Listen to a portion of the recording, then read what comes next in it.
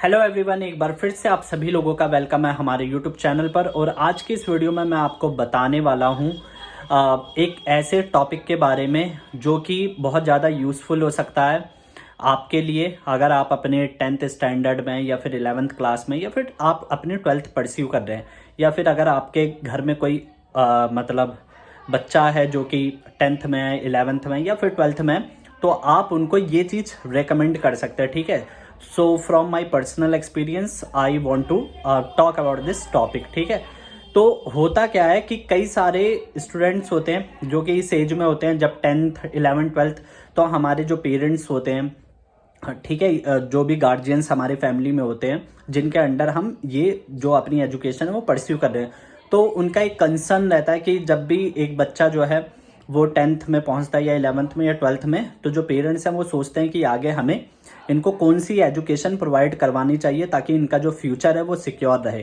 तो ये वीडियो आपकी इसी चीज़ को समझने में हेल्प करेगी कि सिंपल और ईजीएस्ट वे में कि कम फाइनेंस के साथ, ठीक है, अगर आपके पास पैसा ज़्यादा है तब तो एक अलग लेवल की मतलब जो भी स्टडी रहती है, अगर हायर एजुकेशन के लिए आप वो चीज़ भेज सकते हो, उसके लिए एक सेपरेट वीडियो में बात करेंगे। लेकिन यहाँ पर अगर आपके पास अमाउंट कम है, ठीक है, अमाउंट कम है, तो आप उसमें कैसे अपने बच्चों को एक सही डायरेक्शन दे सकते हैं, एक सही गाइडेंस, इस चीज़ को मैं आपको बताता हूँ।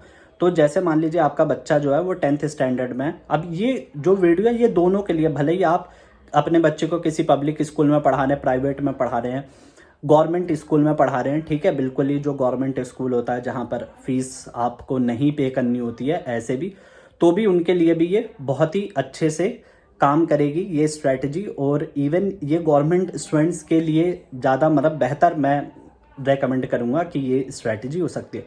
तो जब भी आपका बच्चा जो है वो 10th स्टैंडर्ड में है, भले वो हिंदी मीडियम से हो या इंग्लिश मीडियम से, तो आपको घबराने की कोई ज़रूरत नहीं। अगर वो थोड़ा पढ़ने में एवरेज है, ठीक है, ऑन एन एवरेज, मैं ये भी नहीं कह रहा हूँ बच्चा आपका एक्सपर्ट होना चाहिए, ऑन एन एवरेज है, तो आप उसको 10th स्टैंडर्ड पढ़ने दीजिए। आपका 10th के बाद में हमारे जो एजुकेशन सिस्टम है उसमें 3 हमें जो स्ट्रीम्स होती हैं वो सिलेक्ट करनी होती है। एक हो गई साइंस, और फिर कॉमर्स, और हो गई ह्यूमैनिटी जो कि आर्ट्स बोलते हैं। ठीक, अब लोगों को लगता है कि आर्ट्स स्ट्रीम अगर आपने ले ली तो उसमें कोई करियर नहीं है, या ये सब सारी चीज़ें। तो मैं बताना चाहता हूँ कि जैसे आपने आर्ट्स ली तो उसके साथ भी करियर आप बना सकते हैं। तो ये जो मैं चीज़ रेकमेंड कर रहा हूँ ये तीनों स्ट्रीम्स के लिए। ठीक, तो करना क्या है आपको, जैसे आपका बच्चा 10th पास आउट किया, 11th में आ गया, मान लीजिए एक फॉर एग्जांपल ले लेते हैं, हम आर्ट्स स्ट्रीम को ही उठाते हैं, ठीक है, आर्ट साइड से है वो, आर्ट साइड से है, तो उसने मैथमेटिक्स नहीं ली और अभी उसने 10th में मैथ्स पढ़ी है। भले ही उसने स्कोर अच्छा नहीं किया, मान लीजिए कि 100 में से 25 नंबर ही लाया है या 20 नंबर ही ला के पास हुआ है, लेकिन जो मैथ्स के कॉन्सेप्ट है वो थोड़े बहुत उसके माइंड में अभी एक्टिव है। तो आपको सिंपली क्या करना है, अपनी एजुकेशन के टाइम पे, जैसे कि मान लीजिए मॉर्निंग में उसका स्कूल है, वो सुबह गया और उसके बाद में उसकी जो छुट्टी है वो 2 बजे तक या 1:30 बजे तक हो जाएगी। उसके बाद में आपको क्या करना है कि 1 घंटे का, 1 से 1.5 घंटे का उसकी जो नॉर्मल क्लासेस होती है गवर्नमेंट एग्जाम की, ठीक है, नॉर्मल क्लासेस से मेरा मतलब है जो कि एसएससी की क्लास होती है, सीएचएसएल लेवल, ठीक है, एमटीएस या फिर सीएचएसएल लेवल, ठीक, हायर लेवल पे अभी हम डायरेक्ट नहीं जा रहे हैं। तो एसएससी सीएचएसएल या फिर एसएससी एमटीएस लेवल की जो क्लासेस होती हैं वो आप अपने आसपास में पता कर सकते हैं, तो वहाँ पर जाके आपको ज्वाइन उनको करवा देना। अब ये इसकी जो फीस होती है ना, वो मतलब पूरे कोर्स की फीस आपकी 9 to 10,000 रुपीज़ लगेगी, और जो कोर्स होगा वो 3 से 6 महीने तक का होता है। किसी किसी कोचिंग में जब आप एक बार फीस सबमिट कर दें तो आप उसमें ज़्यादा भी स्टडी कर सकते हैं, मतलब 1 साल के लिए भी कर सकते हैं। ठीक, तो आपकी टोटल इन्वेस्टमेंट रही, मैं मान लेता हूँ 10 से 15 हज़ार रुपये। ठीक, और ये कितना बैठेगी, 2-2 हज़ार रुपये पर महीने के हिसाब से बैठेगी। अब इसमें आप उसको मतलब कोचिंग में आपने ये इन्वेस्टमेंट कर दी।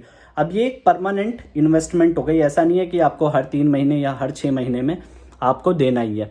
ठीक, तो उसमें जैसे भी रहेगा आप कोचिंग में उससे मतलब जो भी इंस्टीट्यूट होता है उसमें बात कर सकते हैं कि अगर यहाँ से वो एक्सटेंड करवाना चाहते हैं कि 6 महीने से 3 महीने और बच्चा करना चाहता है, तो उस टाइम पे आप रिसाइकल में आप थोड़ी कम पेमेंट ले लें कि 4-5 हज़ार में बच्चों को पढ़ने दें, तो इसके लिए भी लोग एग्री कर जाते हैं। तो ऐसे ही आप टीचर देखिए, ढूंढिए, वहाँ पर ज्वाइन करवा दिया आपने, अब बच्चे का 1 से 1.5 घंटे वहाँ पर इन्वेस्ट हो गया। मैं ऐसा इसलिए कह रहा हूँ क्योंकि जो मैथ्स और रीजनिंग होती है, जब बच्चा पढ़ के निकला तो उस चीज़ को पूरी तरीके से भूले ना, ठीक। भले ही वो पढ़ने में तेज है कि नहीं है, ये बात की बात है, लेकिन जो कॉन्सेप्ट होते हैं वो थोड़े बहुत उसको उस क्लास में समझ आते हैं। अगर आपने 11th-12th में पूरा गैप करवा दिया उससे, तो उसके बाद में उसे बहुत ही ज़्यादा डिफिकल्टी होने वाली है। इसलिए आपको गैप नहीं करवाना, 11th और 12th में उसे करने दे। अगर वो धीरे धीरे भी करेगा, कोर्स कितने महीने का, 4 से 6 महीने का, धीरे धीरे भी करेगा, आप 11th-12th में उसे ये 1 से 1.5 घंटे की क्लास रेगुलर करने दीजिए, ठीक, रेगुलर उसको करने दीजिए।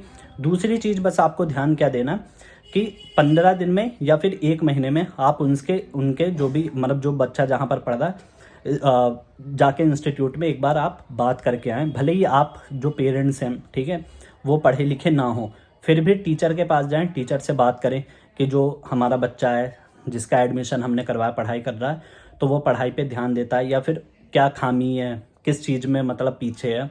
तो ऐसे अगर आप बात करेंगे, वो टीचर आपको गाइडेंस देंगे, मतलब बताएंगे कि हाँ किस चीज़ में आपका बच्चा वीक है, इस चीज़ में हम काम कर रहे हैं। ये सारी चीज़ें आपको भी पता रहनी चाहिए ताकि आप भी उन्हें टाइमली पढ़ने के लिए बोल सके, ठीक। ज़्यादा प्रेशर नहीं बनाना है ये एक, क्योंकि वो 11th और 12th भी अपनी कर रहा है, तो उसके साइड में हमने सिर्फ 1 घंटे का टाइम लिया, ठीक है। मैं ज़्यादा नहीं बोल रहा कि उसको ये करना, बस उसको करना क्या, वहाँ कोचिंग में जाएगा, जो चीज़ करवाई है सिर्फ उतना रिवाइज कर ले, जो कि आधे से 1 घंटे, अगर 1 घंटे की क्लास में कोई चीज़ पढ़ाई गई है तो उसको रिवाइज करने के लिए हाफ एन आवर इनफ रहता है, तो बस उसको रिवाइज करे।